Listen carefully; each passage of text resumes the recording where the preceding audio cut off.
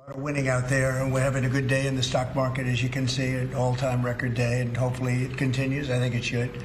Our country's stronger than it's ever been, and somebody had to do that with, we had to take the medicine.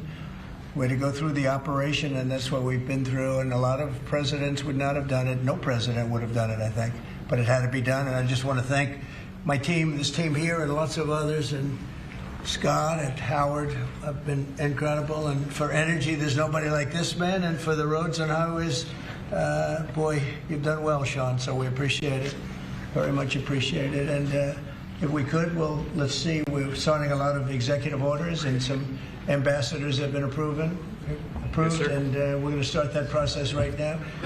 We're honored to have Gretchen Whitmer from Michigan, great state of Michigan. And she's really done an excellent job, and a very good person.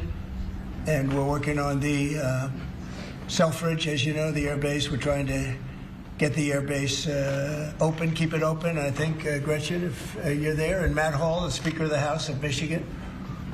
And he's been fantastic as the Speaker. I appreciate it. We won the state, Matt, and we did. You helped me a lot. I did, and you made me Speaker, so thank you, Mr. President. That's good, too. And Gretchen, I think everybody knows. So we're working on that very hard, and I think we'll come home with a winner for Michigan, okay? I just spoke with the Secretary of Defense. Sometimes we call him the Secretary of War. It used to be called the Secretary of War. They changed it when we became a little bit politically correct. But I think we're in great shape. We're going to be in great shape. So thank you very much for being here. Thank you very much, Matt. Congratulations. Great job. So we'll start with the first orders. And I think we have one for a man named Mike Huckabee. Does anyone know Mike Huckabee? Yes, sir. He's going to be a great ambassador to Israel. And they're thrilled to have him, that I can tell you. Go ahead. Yes, sir. So the Senate confirmed Governor Huckabee to be your next ambassador to Israel earlier today. That's his commission as ambassador.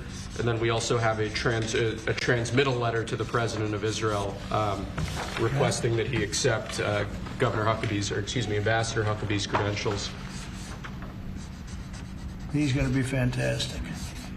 He's going to bring home the bacon. And even though bacon isn't too big in Israel. That's just the third letter. I had to clear that up. Well said. Okay. Thank you, sir. Congratulations to Mike Huckabee. Next, sir, this is a big one. As you've consistently identified, restoring our maritime dominance as a nation is very important. From shipbuilding to having a merchant marine that's capable of supporting American military efforts, really up and down the line, restoring maritime dominance has been a priority of this administration. This executive order, which was prepared primarily by your National Security Council staff and National Security Advisor Waltz, has a number of very significant policy steps, all aimed at restoring American maritime dominance and ensuring that we have the shipbuilding capacity and ability to compete globally, both militarily and in the civilian space as well. And that could be a good one for Michigan, too, because we're going to be spending a lot of money on shipbuilding. We're way, way, way behind. We used to build a ship a day, and now we don't do a ship a year practically, and we have the capacity to do it. So we'll talk to you about that. Okay, Matt? Think about that. That's a natural.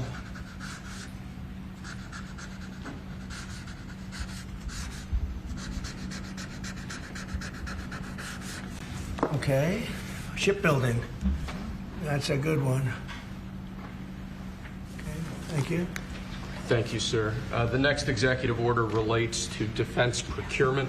Our current defense procurement process has been criticized by many folks on both sides of the aisle as being too slow to adapt to new and changing technologies, not delivering the sorts of weapons and systems that our warfighters need in order to compete on the battlefields of the future.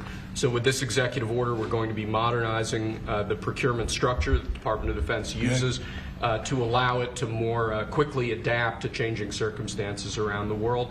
And we're also going to be launching a review of existing procurement programs to ensure that we're getting value for the money and to ensure that we're getting the best possible systems in the field. and which are currently horrible. I tell you, they're horrible. That process is ridiculous, what they do. They get the highest price and not even good-looking equipment, and we're changing it. We're going to change it to the best. So this is very, very important.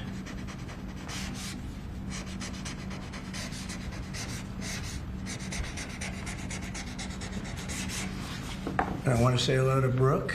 Well, sir. Look at Brooke. She got the cost of eggs down 87%. 87%, Governor. We have somebody that's done a great job at Department of Agriculture, and Kristi Noem, who perhaps a few of them have heard of. She has done the most unbelievable job as somebody that's watching over our country at the border, and with Tom Homan and your whole staff of tremendous people. So thank you. Who would think that she is like meant for that job, huh? She's meant for it. So I just saw you there both. Thank you very much. Thank you. Okay. We'll do it later, please. Thank you, sir. Lastly, in the defense space, one persistent issue that we've had in terms of the issue of foreign defense sales, that we're unable to provide weapon systems in a reliable, effective way to key allies of ours, and a key driver of that is inefficiencies and inconsistencies with the process by which we approve foreign military sales. So this executive order is going to direct your Department of Defense, Department of State, other relevant departments and agencies to rework our system of foreign defense sales to ensure that we can provide equipment, creating American jobs and providing obviously revenue to American defense manufacturers, but provide key military equipment to our key allies in a reliable, effective way. Okay, that's good. All very important.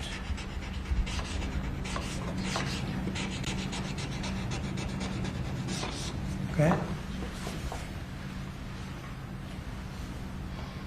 Because our budget is just about approved, and it's a big budget, and we want to spend the money properly, get the best equipment in the world. We rebuilt our military during my first term, rebuilt it entirely, beautiful.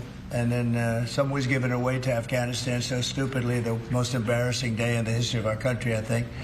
But it's still, we have to fix it up a little bit, and that's what we're going to do. We're going to do a good job of it, too. Thank you. Next up, sir, we have a series of executive orders and a memorandum all relating to deregulation, which has obviously been a major priority of your administration. The first of these is an executive order. The Biden administration launched what you've called a war on showers.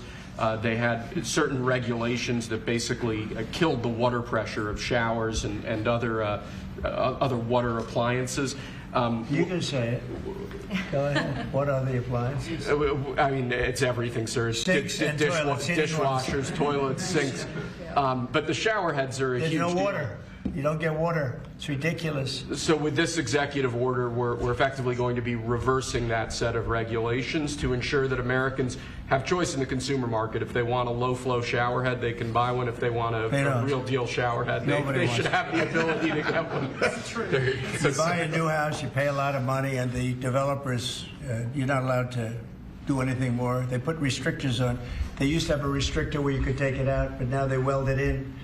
And you take a shower or wash your hands, whatever you do, including dishwashers when no water comes out. But you wash your hands, and in my case, I like to take a nice shower to take care of my beautiful hair. And I have to stand under the shower for 15 minutes till it gets wet. It comes out drip, drip, drip. It's ridiculous. And what you do is you end up washing your hands 5 times longer. It's the same water. And we're going to open it up so that people can live, and we're going to hopefully have Congress approve it so it's memorialized. We're going to try and get all of these things, including straws, a little thing like straws. We did straws a month ago, where the paper straws were melting. They were dissolving. They weren't working well. And we went back to the plastic straws. We're going to get Congress to memorialize just about everything we've done here, because most of it's common sense. But the water is horrible. When you go into anytime you see a new faucet, you know it's going to be a long wash of the hands. And so we're changing it. It's a big deal. I did it in the first administration. Biden came in his first week, and he had no idea what he was doing, but somebody told him to do it. In his first week, he put the restrictions on all the bathroom utilities, even in areas that have so much water they don't know what to do with it. You see those areas all the time with the flooding. So we're doing that, and we're going to get all of the things that you've seen. I think we set a record. We're up to almost 200 and 500 amendments. Nobody's ever done that many. We're going to get them approved by Congress, so they're memorialized. And we look forward to doing that. Very important. And Congress is going to start working on it as soon as we get the big, beautiful deal done. The big, beautiful deal is important. The biggest tax cuts in the history of our country. That's important.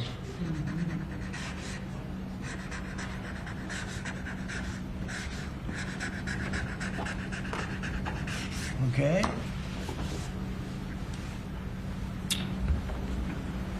Okay, is that okay? Good. It's a 10. You take a good shower. It's amazing. We rate the signatures. That was a 10, that's why she... This is another executive order relating to deregulation, sir. There are a lot of regulations on the books that either promote monopoly directly or prevent new market entrants from entering into a given market. The net effect of that is very negative for consumers. So what this executive order is going to do is direct your departments and agencies to work with the FTC, with the Attorney General, with the Department of Justice, to ensure that the regulations we have on the books don't function as anti-competitive barriers to new market entrants. The net effect of all of that is going to hopefully be market forces that redound to the benefit of consumers and ordinary Americans as opposed to monopolistic businesses. I said yesterday he was a great, great student at Harvard before it went bad. It's gone really bad. Now they're teaching their students mathematics, basic mathematics. Can you believe it? So what does that mean? They're allowing people in that can't add 2 and 2? What's going on at Harvard? I went to law school there, sir, and it was pretty liberal when I was there, but it's gone way off the deep end in recent years. I don't know if you read that. They're teaching them basic mathematics, people that got accepted to Harvard. How come they got accepted if they don't have mathematics? And we're holding back $8 billion. Can we believe? We give Harvard $8 billion. And we're holding back Columbia. We're holding back a lot of the schools because they were woke. And they've hurt a lot of people. Okay? Thank you. Thank you, sir. Okay. There are a large number of regulations on the books. These are regulations that are currently in effect that we believe blatantly violate the law, blatantly violate Supreme Court precedent that otherwise are just blatantly illegal. So what this presidential memorandum does basically just directs the heads of your departments and agencies to follow the law and to cease enforcing regulations that are blatantly illegal or unconstitutional. It's a big deal.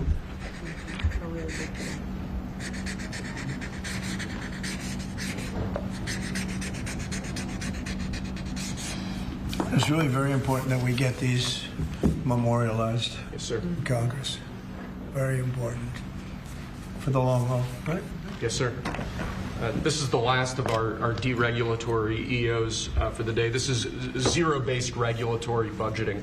The idea here is that over time, regulations accumulate on the books and in the Federal Register, and people aren't taking a close, detailed look at what's on the books and clearing them out as times change or as regulations become dated or ineffective.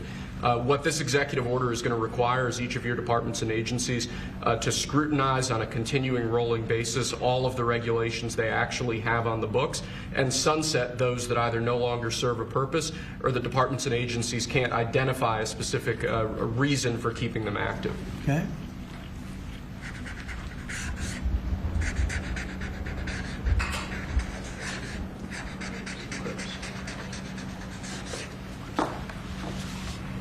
Okay.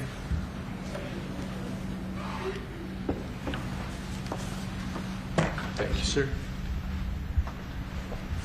Sir, you've taken action against a number of law firms that have in one way or another been involved in the weaponization of government or actions of lawfare. One of those law firms is Sussman Godfrey, similar to what we've done previously with other law firms.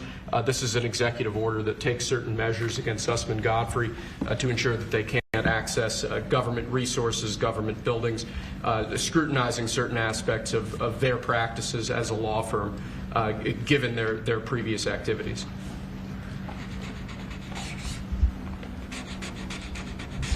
And we signed with many law firms, the ones that we thought were inappropriate, and they've all agreed to pay $1 million.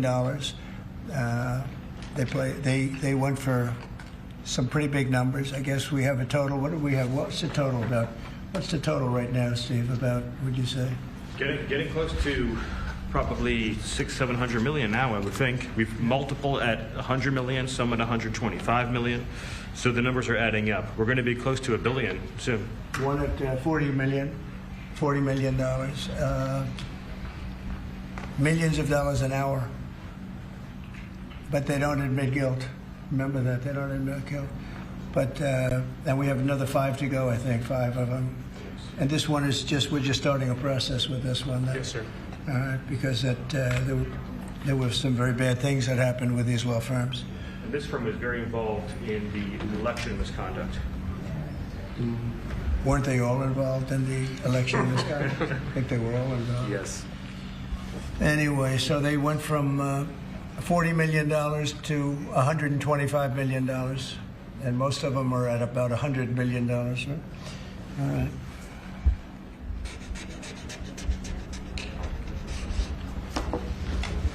Thank you.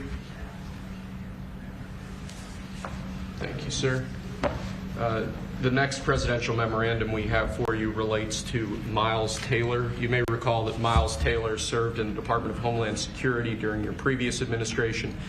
In his capacity with the Department of Homeland Security, he leaked classified information. He wrote a book under the pseudonym Anonymous, making outrageous claims both about your administration and about others in it.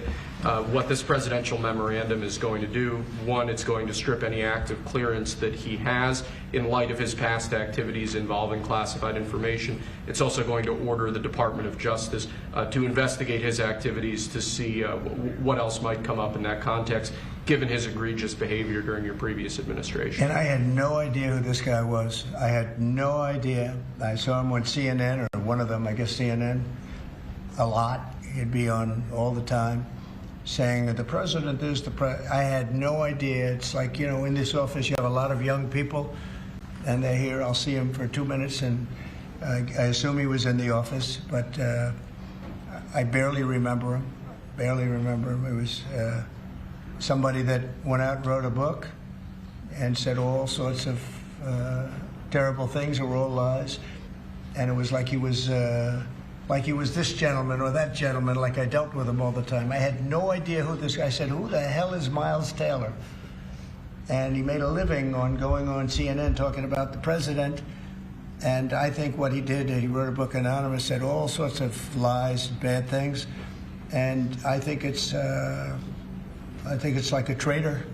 It's like spying. He walks into the office. He's supposed to be sitting here. A lot of people, you know, I'll be here and there'll be 20 people standing in the room. There'll be oftentimes young people in the office. I assume he was one of them at least. But I didn't know anything about him. And he wrote a book, Anonymous, and I always thought it was terrible. And now we have a chance to find out whether or not it was terrible. But it was a work of fiction. Had a lot of publicity, got himself a nice job with CNN, or one of them. And I think we have to do something about it. You can't have that happen. If that happens to other presidents, it wouldn't be sustainable for other presidents. I seem to be able to sustain. But if that happened to other presidents, I mean, it's just unfair. And if it was a Democrat president, I'd say that's a terrible thing. A thing like that can happen. That's a terrible thing. And it's time to find out whether or not somebody can do that. Can they write a book about very confidential meetings, and, you know, because they happen to be one of a lot of people in a room, and they go out and write a book, and worse than that, call it anonymous, like it's a big deal, and everybody's saying, who is it, who is it, who is it? Then it was found out who he was a long time later, and he got a lot of publicity off that one. He's like a promoter. But we're going to find out whether or not somebody's allowed to do that. I think it's a very important case, and I think he's guilty of treason, if you want to know the truth. But we'll find out. And I assume we're recommending this to the Department of Justice. Yes, sir.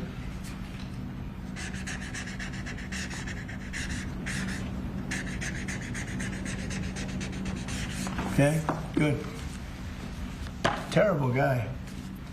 Similarly, sir, Christopher Krebs, the former head of CISA. This is a man who weaponized his position against free speech in the election context, in the context of COVID-19. This is it's a similar presidential memorandum to the one you just signed. It addresses his access to government, existing clearances he might have, and further instructs your Department of Justice, other aspects of your government, to investigate some of the malign acts that he participated in while he was still head of CISA. This is another one. I don't know that I met him. I'm sure I met him, but I didn't know him. And he came out right after the election, which was a rigged election, a badly rigged election. We did phenomenally in that election. Look what happened to our country because of it. Open borders, millions of people coming into our country. Russia and Ukraine, that would have never happened. October 7th would have never happened. Afghanistan, the way they withdrew with 13 dead, but so many killed, actually. I mean, so many killed outside of the 13 soldiers, hundreds of people killed. And maybe, I don't know, never mentioned, but I mentioned it, 42 or 43 people so badly injured, the legs, the arms, blown off, the face.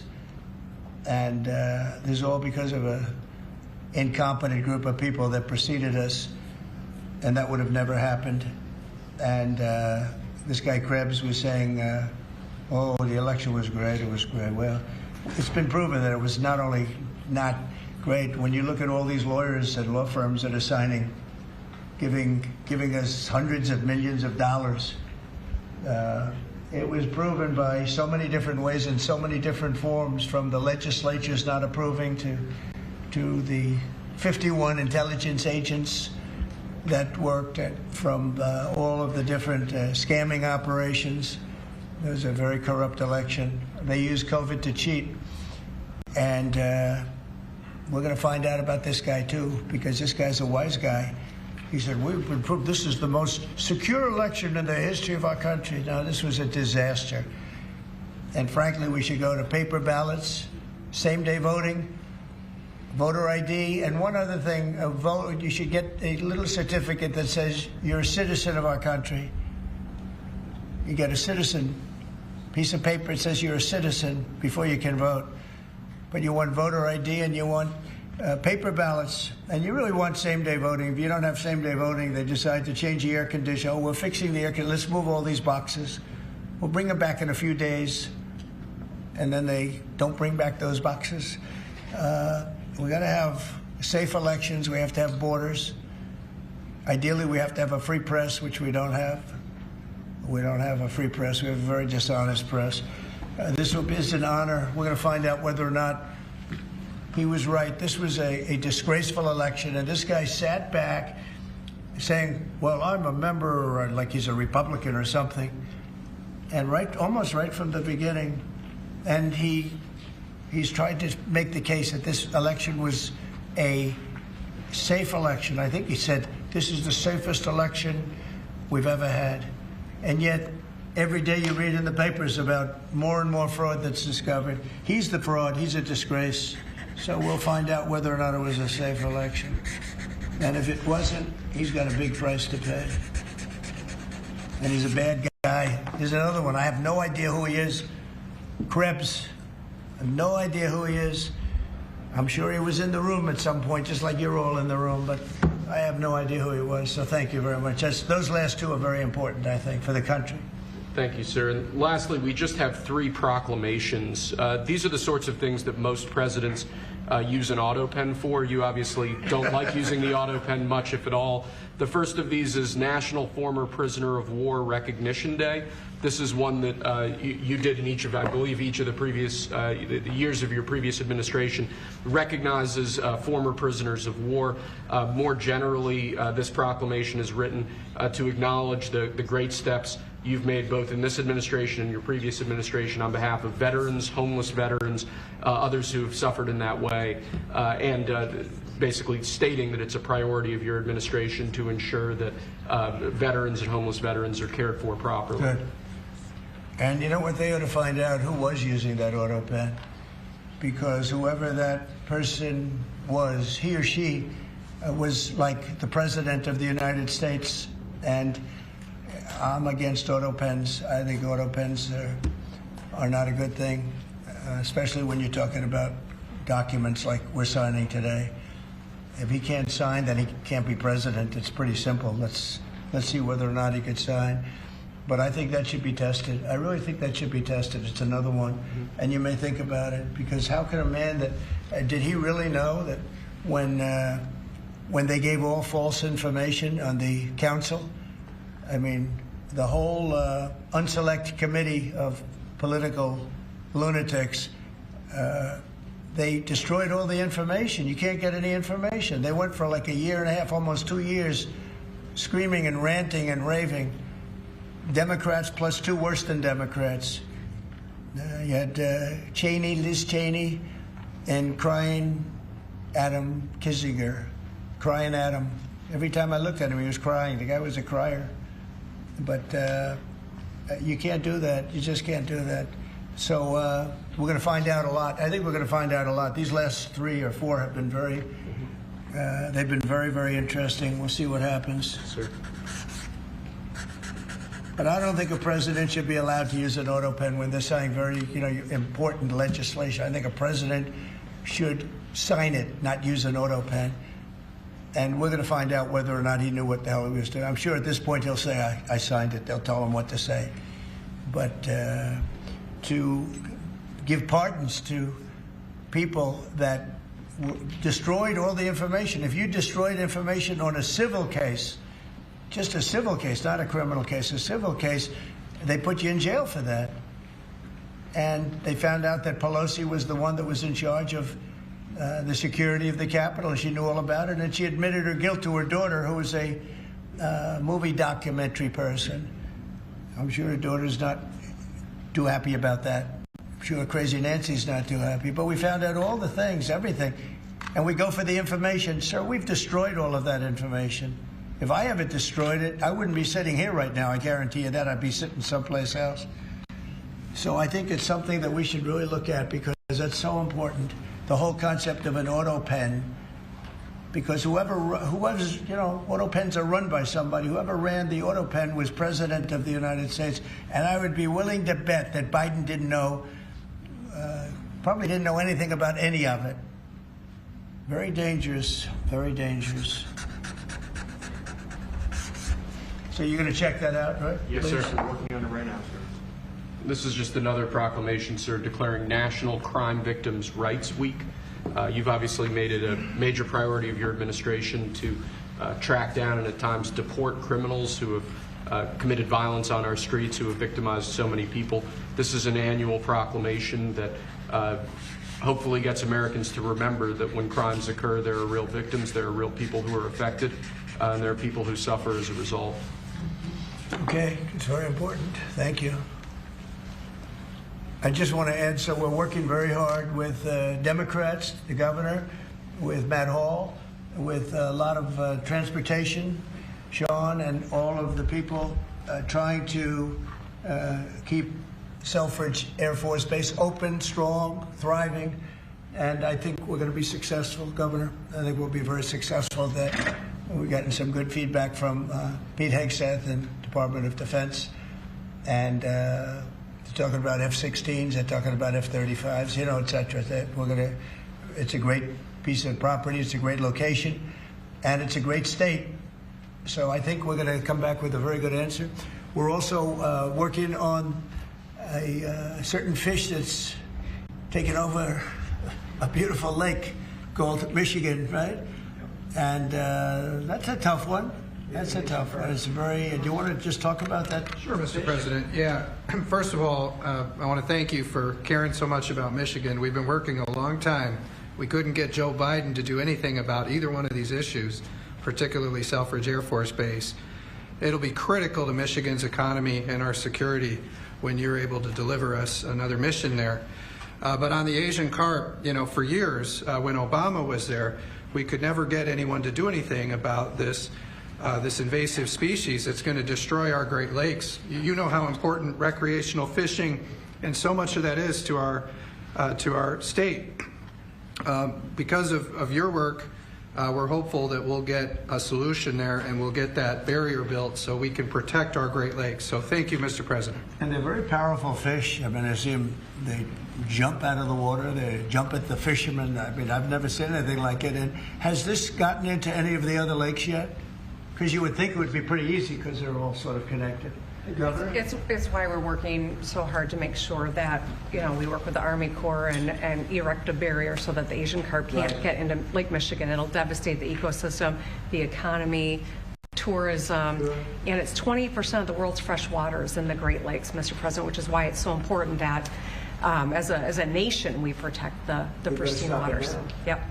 And, all of a sudden, I assume the lakes are all interconnected, right? Yeah. So at some point they're going to be in the other lakes. And so we're going to work hard on that. I spoke with the Army Corps of Engineers, and they have a method.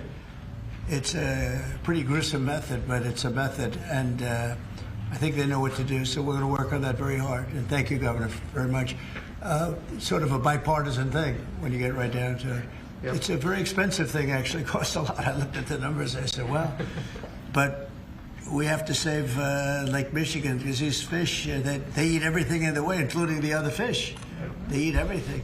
Are people endangered by the fish? I think they're going to eat all the fish there. We won't be able to fish anymore, and that's a big deal in Lake Michigan. There's a lot of fishing, recreation, so it's going to be a problem there. But you're right, it's bipartisan, sir, but you're the one taking action on these issues. We couldn't get Biden to do it on Selfridge. This thing has been delayed for 15 years where we were trying to do it. It started under Obama where we were trying to do it. He wouldn't do anything about it. So we appreciate you paying so much attention to this and taking action. Well, sir. I would. And the governor, in all fairness, called me about it. I had seen it, and she called me, and John James called me. And, we spoke with your office, and it's, I want to put that down. Really is bipartisan. It's great to see it, actually. It's great to see that. And that includes Selfridge, too. Mm-hmm. And we're going to get it done, and we'll all stand there together and cut a ribbon. Okay, Gretchen? Good. That's good. Thank you very much. I'm glad you brought it up, and I'm glad you brought it up, Matt. Appreciate it. And I know you two get along pretty well, right? Yeah. About 70% of the time, which is pretty good. I think you do. All right, good. We'll have something to celebrate pretty soon. So pretty sure about that. Okay. Thank you, Gretchen, very much. Okay, do you have any questions? Mr. President, where does the TikTok deal stand, given what we've seen, the tariffs to China? Moving along, but obviously I would say right now China's not exactly thrilled about signing it. We have a deal with some very good people, some very rich companies that would do a great job with it, but we're going to have to wait to see what's going to happen with China. So Mr. President, still on the table? No, it's on the table very much. I think China's going to want to do it, actually. Mr. President, Can you explain more of what you believe is the end game with China? Are you waiting for President Xi to blink? How do you think this is all going to be resolved? Look, for years we've been ripped off and taken advantage of by China and others, in all fairness. But by China, that's the big one. And it's just one of those things. We're making $2 billion a day right now, this country. $2 billion a day with tariffs. And they were making $2 billion a day. We'll be making more. And now when you see what happened today, I don't know if it's still there. I looked an hour ago, but we were up like close to 3,000 points. Nobody's ever seen a day like that. I think that's a record, isn't it, fellas? Definitely. Is that a record? It's a big Who would have thought we were going to have a record like that after watching? But because the geniuses of the world, they get it. Our country's very strong. We were left a very, very weakened country, both economically, financially, because of all of the tariffs and all of the other companies just raiding us and ripping us off. And also at the border where 21 million people were allowed to come in. Many of those people were criminals. And but the people that do this for a living, some of them are very smart and some of them aren't smart at all. But these guys are very smart, and my group is very smart. My whole group is smart. And you've done so amazing on the border. I read the other day that there were 9 people and hundreds of thousands 2 years ago with Biden, and we had 9. We had it down to 9, and they were all let in for medical reasons. They were in bad shape. We let them in for medical reasons, not even for anything else. So you've been amazing. But that's a big thing. I think it's one of the greatest problems that I've never seen anything like it. Open borders. The whole world was emptied out. Prisons from all over the world, from the Congo in Africa, from Africa to Asia, a lot in South America, but it wasn't just South America. Prisons emptied out.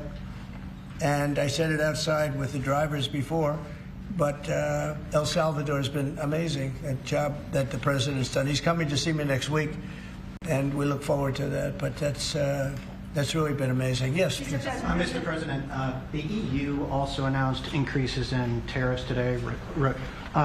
Why not treat... Bad timing for them. That's bad timing. Why not treat They didn't put them in. No, they threatened them, but they think picked a later date, which our expectation is it's going to be later still. Okay. I'm glad that they held back. You said you were watching the market. If this was the strategy all along to bring them to the table, why did you instruct or advise, or maybe they did it on their own, some of your top aides to say this is not a negotiation, to hold the line, that they were going to hold the line, that you were not going to change your a lot mind? of times it's not a negotiation until it is, and that happens. And, I said outside that you have to have flexibility to do it right, and that's what we have. We brought everybody to the table, and it may not be a negotiation. It may not last. I mean, things may be asked that I think are not fair to us. Look, we've been ripped off by essentially everybody for 35 years. This is not just a new thing. And Roger Penske just left. He's a great gentleman, great man, actually.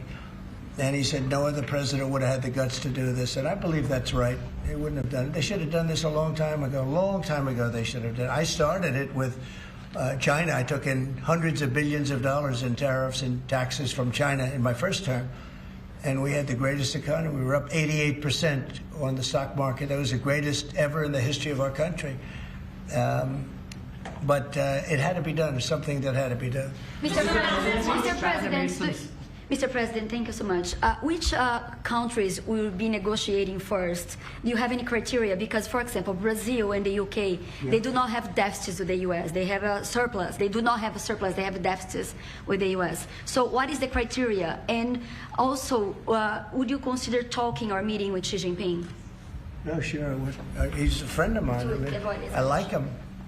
President Xi, I like him. I respect him. But they haven't treated our country right. Sure, I'd meet with him. On the other countries, we have Japan is here, and South Korea is here, and others are here, and we're trying to see them. It's, from what I hear, it's much more than 75. I said 75 plus. So many. It's everybody wants to make a deal, actually, and we want to do what's right for our country. We also want to do what's right for the world. The world is important. I mean, it's the world, right? And I think we're going to make a lot of people very happy. And I think investing in the United States of America will be the greatest investment that anybody's ever made. Mr. President, we still expect to see the sectoral tariffs, so the pharmaceuticals, steel. Is that something you're still considering moving forward Yeah, with? well, I will be, because we want them coming back. We realized during COVID that we don't make our drugs and our pharmaceuticals in this country. So I realized that. And it was a big realization. We had to go to China to get drugs. We had to go to other places. I won't even mention the names, but we had to go to other places. We don't make it, and that's because we let them leave. And now if they want to come back, we're going to put tariffs on the pharmaceutical companies, and they're going to all want to come back. They're going to come back. I'm not going to pay them any money like Biden with the chip deal. That chip deal was horrible. They give billions and billions of dollars to chip companies. All they have is money. They have so much money. And they give billions of dollars, and they're just going to keep the money. They're not going to spend it. The only thing that's going to bring them back is you say, we have a barrier. You have to pay 50% or 100% or 200%. And if they have to pay that, they're going to say, we're not going to pay that. We're going to build here. And that's what happened. We're the biggest, most prestigious chip company in the world. spending $200 to $300 billion. Think of that, $1 billion to build essentially one massive plant. It'll be one of the largest plants in the world, and we're going to get them very quickly. We're going to get them energy. We're going to get them the electricity they need and the energy that they need, and it'll be approved by Lee Zeldin, a total professional, and it'll be approved very quickly, and they'll get their zoning very quickly. They'll have everything done in a matter of months. Thank you, sir. You've procured a record amount of private sector investments since your election, $7 trillion. You talked about the importance of all that. Can you talk about how these investments will have a positive impact on families who felt like the previous economy left them behind, and why your executive orders on coal yesterday is so important given the amount of manufacturing that you're ushering back in? Good, thank you. And which is correct. We have, I would say, more than $7 trillion now, right, of investment coming in. Apple is coming in for $500 billion alone. We have other companies coming in with massive numbers. We have car companies that are coming in. No, we've never seen anything like it. Maybe in the 1940s or 50s or something, but we've never seen anything like it. They had 3 plants canceled in Mexico. Not that we want to hurt Mexico, but we're for us. And that's what my job is. It's not to take care of other countries, but I want to help other countries as much as I can, but we have to take care of America first, and it's about America first. So we have many, many companies coming in that would have never come in if we didn't win the election and then put the tariffs on. And they're coming in because when they build in the United States, there are no tariffs. You don't have to pay any tariffs. So instead of paying 30, 40, 50% or 25%, but it could go a lot higher in some of the industries. So we have steel mills right now that are raging. The steel industry was gone. If I didn't put the tariffs on steel, because China was dumping massive amounts of steel in my first term, and I put tariffs on it, I saved the steel industry, but now it's going to thrive, maybe like never before. I mean, if you go back to U.S. Steel from 90 years ago, it's incredible. It's the #1 company in the world for a long time. That's why we don't want to see it go to Japan. And we love Japan, but U.S. Steel is a very special company. We don't want it to go to Japan or any other place. So we're working with them, and I don't know if they need any money now. I'll be honest with you, they hit gold. They hit gold because if you look at it, they have such orders for steel now. It's incredible. What's going on in our country is incredible with respect to plants. So we lost 90,000 plants and factories from the beginning of NAFTA, the worst trade deal ever made in the history of this world, but certainly in the history of trade. There's never been a worse trade deal. We were able to cancel that. We had to get approval from Congress. It was like a disastrous curse because you had to go to Congress to get it terminated. You couldn't just terminate it because it was a bad deal. And you had people in Congress that didn't want to do it because they had other reasons, maybe bad reasons. They're mostly not there anymore, those people. But it's amazing what's happened. I appreciate that question because it's incredible. I don't think we've ever seen anything like it. $7 trillion, and it's much more than that because, these are places that we know. $7 trillion is unheard of. I never looked at the Biden numbers, but you could go a whole year and it was peanuts. Everybody was leaving. They weren't coming in, they were leaving, and that means jobs are leaving. And so we're not playing games. We're going to make this country greater than ever before. Thank you for that question. Mr. President, it seems that China's made some... Let her just do that. Oh, yeah, absolutely. Thanks. For the past few days, we've heard from this administration no pause. Was this idea of doing a pause, did that just come about this morning? Can you tell us exactly what came into consideration for you and your advisors? For a period of time, I would say this morning. Over the last few days, I've been thinking about it. I've been dealing with Scott, with Howard, with some other people that are very professional. And I think it probably came together early this morning, fairly early this morning. Just wrote it up. We didn't have the use of... we didn't have access to lawyers, or we just wrote it up from our hearts, right? It was written from the heart. And I think it was well written, too, but it was written from the heart. It was written as something that I think was very positive for the world and for us. And we don't want to hurt countries that don't need to be hurt. And they all want to negotiate. The only problem is, you can only do so many at one time. We want to do it right. We want to get it right. We want to take care of them, but we have to take care of our country. So, but this was something certainly we've been talking about for a period of time, and we decided to pull the trigger. And we did it today, and we're happy about it. I didn't know it would have that kind of an impact, but it's, I think they have the biggest increase in the history of the stock market. That's pretty good. You're almost, if you keep going, you're going to be back to where it was 4 weeks ago. But it was a sick market 4 weeks ago, because the trade was sick. It was only a question of time. I don't blame the tariffs. I think the tariffs just sort of magnified what was happening. It was sick. Biden allowed these people to get away with murder. Biden allowed China to just take advantage of us. We had like $1 trillion deficit with China, $1 trillion deficit. So that was going to only be a matter of time. I think the tariffs brought it out faster, and they magnified the problem. But I think this was a problem that existed far beyond tariffs. This was a systemic problem, and we're going to cure that problem. And maybe to a large extent we have, because we've revealed it, and we've revealed it very strongly. Yes, sir, please. Thank you, Mr. President. So it seems China's made some serious missteps here in these negotiations, and Secretary Bessent said earlier you may have goaded them into a tough position here. I'm wondering, are you in a way putting together a coalition against China in terms of trade here? No.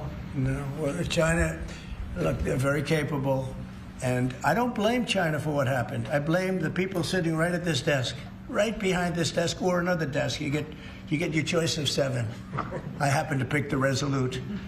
But I blame the people sitting behind in this chair, behind this desk, for being stupid, incompetent, or not having courage. This should have been done years ago. This should have been done before Obama, in all fairness. Not only Biden, Obama. It should have been done many years ago. This started with the World Trade Organization, which was owned by China. It was owned and paid for by China. They didn't even have to do things. They considered them a nation that was undeveloped. They said they were a developing nation. Well, we're a developing nation too, if you think about it. Look at our inner cities. Look at what's happened.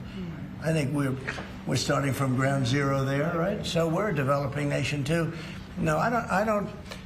I know it's a lot of people take heat for saying it, but I blame the people sitting at this desk more than I blame China. If China can get away with what they got away with taking hundreds of billions and trillions of dollars right out of our pocket because our people here were stupid, they were stupid people. Maybe corrupt, I don't know. I don't know how you can be that stupid. How do you get to be president and you're stupid? But they certainly weren't courageous, and they allowed this to happen. And with Japan and with many other countries that took advantage of us. I mean, we had deficits with almost every country. I used to read these things. First term, I'd read them. I'd actually read the agreements. I'd say, how could anybody agree to this stuff? So certainly they were rough, and they were tough, and they were smart. And you can blame them, but I really blame the people that allowed them to do it. Because, if you could read first grade and you could read these agreements, you'd say, these are terrible deals. I actually used to say, who would allow deals like this to be made for our country? And maybe it's people that didn't care. Maybe it's people that weren't courageous. Maybe it's people that were corrupt. I don't know. But I blame those people more than I blame anybody else. Mr. President, you've been very specific in saying that you would like the EU to purchase U.S. energy. Is there something specific that you would like China to do? Well, you'll be hearing about that. Yeah, there are a lot of things I'd like China to do. Are there some examples? There are a lot of things that I want China to do, and I'll be telling China what that is. Not you, but I'll be telling China. Mr. President Iran, you said the other day that if they do not agree to a potential nuclear deal, that it would be very dangerous for them. What specifically well, they did you can't mean? have a nuclear weapon. Did you mean military action, though, if they don't agree? Oh, if necessary? Absolutely. Yeah. And do you have a deadline for these talks? Yeah, I do. And You're talking about with Iran? Yes. Yeah, I They're saying do. it's not Do you have something deductible. definitive this weekend, or do you see this as the start of a process? It's a start. Do you have a timeline? We have a little time, but we don't have much time Who is starting the because we're not going to let them have a nuclear weapon. Is Can't it let them have a going to nuclear be weapon. there, Mr. President? And we're going to let them thrive. I want them to thrive. I want Iran to be great. The only thing they can't have is a nuclear weapon. They understand that. You know, the people are so incredible in Iran, and they're so smart. They're very smart people. But, you know, they're in a rough situation, rough regime. But they understand, and the leaders understand. And I'm not asking for much. I don't. They can't have a nuclear weapon, and I've said that. And I was a little bit surprised because when the election was rigged, I figured they'd get the weapon because with me they were broke. They were broke. They had no money because of the sanctions. Nobody could buy oil. We did that to Venezuela just recently, and we'll do it to other countries if we have to. I want to see Russia and Ukraine make a deal. They got to make a deal. When schools get blown up and bad things happen, like I'm hearing about, it's no good. I hope we're going to make a deal with Russia and Ukraine. But with Iran, if it requires military, we're going to have military. Israel will obviously be very much involved in that. He'll be the leader of that. But nobody leads us. We do what we want to do. When would the talks run out on the talks? When would the talks need to conclude before you might do military? I can't really be specific, but you know, when you start talks, you know if they're going along well or not. And I would say the conclusion would be when I think they're not going along well. So that's just a feeling. Mr. President, on the subject of U.S. troops stationed in Europe, do you have any plans to reduce the number of U.S. troops in Europe or in other NATO countries? Well, good. I mean, it depends. We pay for military over in Europe. You know, we don't get reimbursed by much. South Korea too. So it'll be one of the things we discuss. That's unrelated to trade, but I think we'll make it part of it because it makes sense. Be nice to wrap it all up in one package for each country. You know, it's nice and clean, and we have plenty of law firms. These are great law firms that we signed with, the best. And I think part of the way I'll spend some of the money that we're getting from the law firms, you know, in terms of their legal time, will be, if we can do it, I think we can do it, using these great law firms to represent us with regard to the many, many countries that we'll be dealing with. We'll have good lawyers representing us, but we want to have good lawyers, and these are the best, considered the best lawyers in the world, right? I mean, considered the best in the world. I don't know. They just went off a little bit.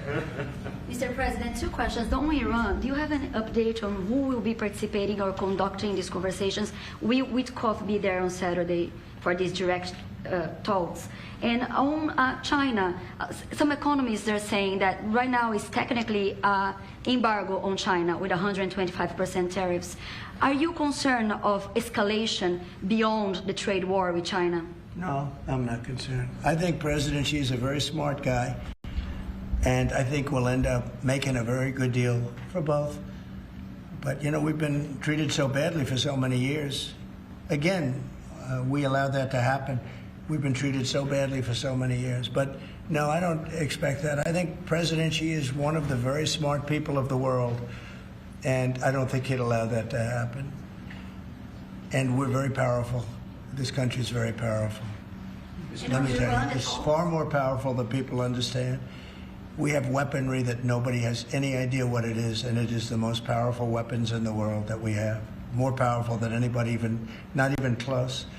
So nobody's going to do that, but I think that if that's what you're referring to, maybe it's not. But just in terms of basic escalation, which is what you said, no, I think that President Xi is a man who knows exactly what has to be done. He's a very smart man. He loves his country. I know that for a fact. I know him very well. And I think he's going to want to get to a deal. I think that's going to happen. We'll get a phone call at some point, and it'll be off to the races. It'll be a great thing for them. It'll be a great thing for us. It's going to be a great thing for the world and for humanity. Do you have plans to meet with Putin in Saudi Arabia? At some point I would. At some point. In We'll have to see. I mean, we have to get there right now. You know, we got to get there. In the meantime, they're losing 2,500 on average young people every single week. Think of that. 2,500 people a week. It's not even conceivable. We got to get there fast. Do you think A couple of more. Yes. you have to increase tariffs on China even more before they come to the table or give you a phone I call? can't imagine it. No, I can't imagine. I don't think so. I don't think I'll have to do it. I don't think we'll have to do it more. We calculated it very carefully. By the way, when you hear 100, a lot of people charge much more than that. Canada charges much more than that to our farmers, our dairy farmers. Many people charge much more than 100 or 125 in this case. But I don't, it's still a significant number. I don't see that again. On the investigations. Yeah, Mr. President. So, do you think some of your tariff critics would prefer, to see the United States go through turmoil than to actually see it succeed, just because they are your policies? You mean just leave the tariffs the way they are now and just relax, right? Some people have said that. Look, again, we're making, it'll be soon, much more than $2 billion a day. That's not the worst thing that I've ever heard. So, yeah, some people say that. But, we look at the other side, too. I think as the United States, we have an obligation to look also at the other side. We want what's good for everyone. I mean, it's America first, but we also want to make sure there's a world that can live and live happily and all of that. And so, this is the way I look. No, but there are people that say, look, where we are now, I've been in worse positions in my life than making $2 billion a day plus, right? It's really plus. Thank you very much, everybody. Thank you, Press. Thank you, Press. Head it out. Thank you. Or the markets are what really changed your mind when it came to The markets right now are extremely good. Thank you. Thank you. Thank you, Press. Thank you.